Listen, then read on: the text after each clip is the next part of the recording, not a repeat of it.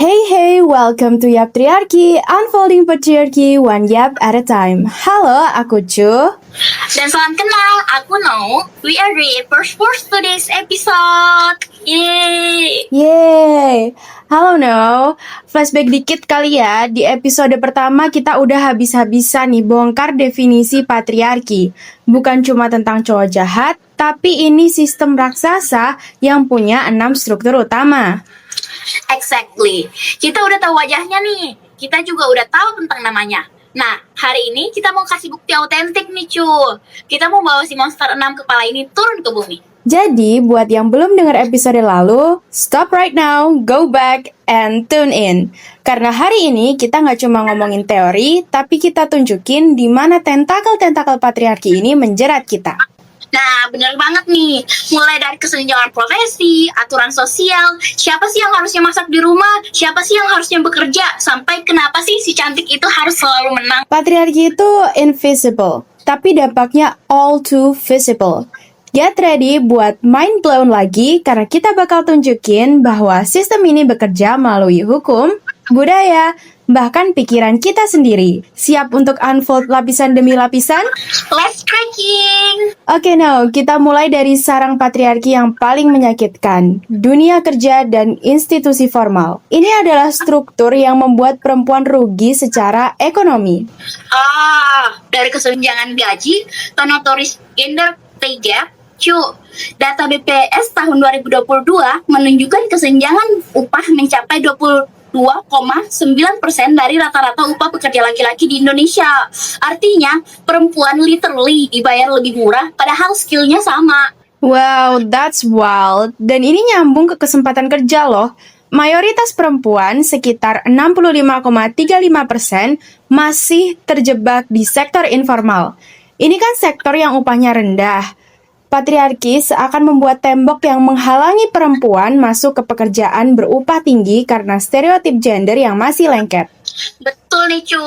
Pekerjaan yang dianggap feminim, yang butuh ketelitian, kesabaran, kayak administratif, guru, upahnya tuh lebih rendah. Sementara pekerjaan-pekerjaan yang mungkin dianggap lebih maskulin, yang beresiko tinggi, butuh ketepatan teknis seperti pertambangan, upahnya tuh tinggi. Ini tuh bukti bahwa kodrat itu masih masuk terhadap konstruksi sistem. Dan konstruksi itu berwujud glass ceiling, no. Cewek tuh kayak mentok di batas tak terlihat. Mereka bisa naik sampai level tertentu, tapi sulit banget buat tembus ke posisi CEO atau direktur utama. Bener nih, Cu. Kayak kasus di Korea Selatan kemarin. Kita kan udah baca jurnal nih. Korea tuh negara dengan glass ceiling tertinggi di dunia. Kenapa? Karena warisan konfusianisme yang mengakar di institusi dan budaya mereka, membuat tempat kerja jadi maskulin dan membatasi akses untuk perempuan. Jadi ini bukan cuma soal diskriminasi, tapi soal nilai budaya yang mengontrol institusi. Perempuan di sana yang ambisius itu harus membayar biaya sosial lebih mahal daripada pria hanya untuk berada di posisi yang lebih tinggi. Bener nih, tapi yang bikin nyesek tuh isu beban ganda deh. Perempuan yang punya gelar sarjana tuh lebih banyak dari laki-laki. Ada sekitar 10% versus 9% di 2021. Tapi tetap aja, perempuan dianggap cuma membantu perekonomian keluarga, sementara laki-laki dianggap menghidupi untuk keluarga. Nah, kalau laki-laki menghidupi, sementara perempuan membantu. Jadi kalau ada single parent yang harus menghidupi sekaligus mengurus rumah, dia dalam posisi yang terjepit. Karena upahnya sudah didiskon 22%. Benar, beban ganda ini membuat perusahaan lebih memilih laki-laki. Karena cewek tuh sulit lembur, ya iyalah, harus pulang ngurus anak lah. Apalagi mempengaruhi penilaian performa dan memangkas peluang promosi. Dan ini tuh didukung sama hukum negara. Cuti menemani istri melahirkan di Indonesia cuma 2 hari. Ini menguatkan ideologi bahwa perawatan anak sepenuhnya tanggung jawab perempuan. Untungnya ada wacana RUU KIA yang mau nambah cuti ayah jadi 40 hari. Ini adalah upaya redistribusi kerja perawatan. Yes, karena kalau kita pakai logika Susan Moulin Okin, institusi keluarga adalah porosnya patriarki. Perubahan pemahaman cuti dan cuti maternal jadi cuti orang tua itu kunci. Karena unfolding patriarki harus dimulai dari rumah tangga. Setuju. Dan terakhir nih, the darkest side. Stereotip perempuan itu lemah. dipandang objek seksual, membuat perempuan rentan jadi korban kekerasan seksual di tempat kerja. Komnas Perempuan mencatat ratusan kasus, dan sayangnya banyak perusahaan justru memangkas porsi pekerja perempuan untuk alasan lebih aman. Padahal kejahatan ini adalah tanggung jawab lingkungan kerja dan sistem, bukan korbannya. Bener nih, patriarki itu yang terburuk deh. Mereduksi kesempatan, upah, bahkan menghilangkan rasa aman. Apakah perempuan pantas memikul semua itu secara terus-menerus? Kita sepakat untuk say no dengan lantang. No! Oke, sekarang kita pindah ke yang lebih fun kali ya, tapi lebih tricky. Media dan budaya yang populer. Di sini, patriarki mainnya halus tapi nyelekit. Yap, di sini nih patriarki bikin kita terinternalisasi tanpa sadar. Contoh paling nyata adalah standar kecantikan yang unrealistic buat perempuan. Bener banget nih, Cu. Apalagi standar cantik di Indonesia yang kayak bihun. Harus putih, bening, mulus, atau mungkin tambahan seperti rambut panjang. Standar ini seringkali didasari oleh konteks sejarah di mana yang kulit gelap diasosiasikan sebagai yang bekerja di ladang ataupun kelas bawah. Ini adalah patriarki budaya yang nyambung dengan kapitalisme dan kolonialisme. Dan bukan cuma itu. Literally, ada tekanan agar perempuan wajib kulitnya mulus, nggak jerawatan, harus putih, dan tekanan ini bikin banyak cewek insecure. Bahkan, sampai takut suami atau pasangannya nggak suka hanya karena mereka punya back acne atau jerawat punggung. Ini menunjukkan kontrol tubuh yang gila-gilaan, cu. Orang tua, nenek, tetangga, kerabat, semuanya ikut mengomentari tentang fisik perempuan sejak kecil. Akhirnya, perempuan menganggap penampilan lebih penting dari aspek lainnya. Karena sepanjang hidup mereka hanya ditargetkan menjadi objek. That is the objectification in action. Nah, selain penampilan, peran perempuan di film dan sinetron juga problematis. Cewek sering banget cuman punya dua role utama. Korban yang harus diselamatkan or damsel in distress, atau pembuat onar yang manipulatif, femme fatale. Exactly. Jarang banget nih cewek digambaran simply seperti hero ataupun kompeten tanpa harus diseksualisasi.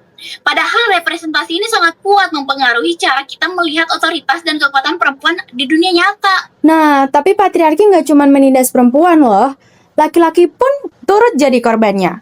Seperti ekspektasi-ekspektasi yang toksik. Ini namanya toxic masculinity. Ya, cowok di media didoktrin harus kuat, gagah, berperan dominan, tidak boleh sedih. Laki-laki terikat dengan kontak sempit yang menyulitkan mereka untuk mengekspresikan emosi. Padahal nangis itu kan hal yang wajar ya, no, dan natural bagi semua manusia.